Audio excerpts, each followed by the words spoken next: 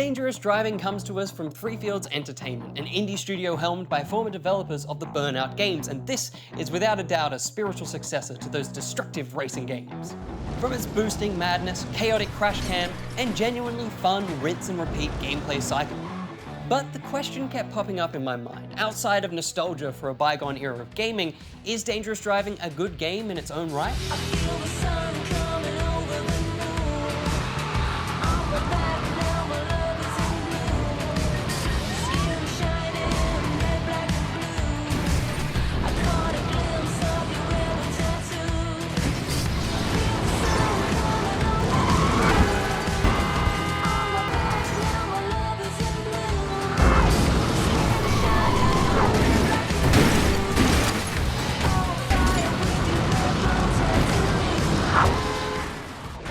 Well, if it's not clear from that montage, Dangerous Driving is about driving dangerously. You'll generally be racing against other cars, with the first prize being the goal. You can always drive civilly, or you can slap on that boost and plummet into your opponents, forcing them off the track and out of the action. It's consistent dumb fun. The game also gives us a bunch of modes to blast through, each with their own unique element to mix things up. Race is just that, a 6-car race across the game's set maps. You can of course wipe your opponents out to move up the ranks, but it comes with a cost. The cars you take out litter the track, so when you come back to lap 2, that devilish decision might come back to bite you. There's Face Off, a 1v1 race that grants you your opponent's car. Shakedown, the scientific dangerous driving term for time trial, and, amongst others, Pursuit, which places you in a police car having you take down the criminals. Which feels like the wrong way to go about the law, but the mode I had the most fun with was Heatwave. This mode locks away the use of takedowns, and instead relies on driving skills to fill your boost bar. Once it's filled, however, you'll need to strap in.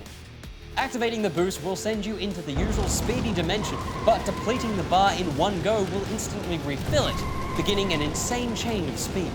Heatwave is a great way to train and gain confidence in each class of car as you learn to react at a moment's notice because you only have a moment to notice. Each mode came with a surprising amount of challenge. No matter the race, I was never thrust into first and untouchable for the remainder of a lap. There was a constant struggle from the other cars, often pushing me off the track, which was fair enough after what I did to them.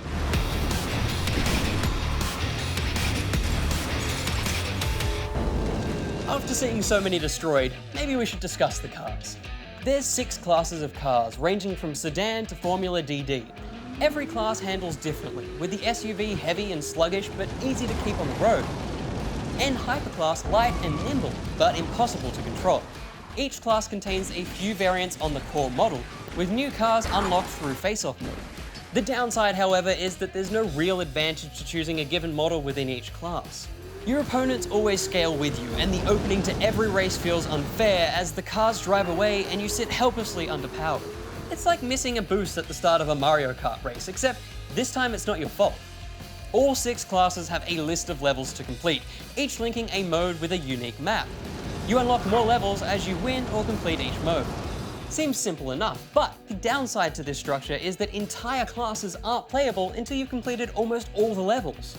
You basically have to sit through around 5 hours of gameplay before you can freely choose between classes and modes. Locking away entire portions of your game is the opposite of fun. Rather than slipping into a few races of mayhem, Dangerous Driving pretty much forced me to sit through race after race just so I could drive an SUV.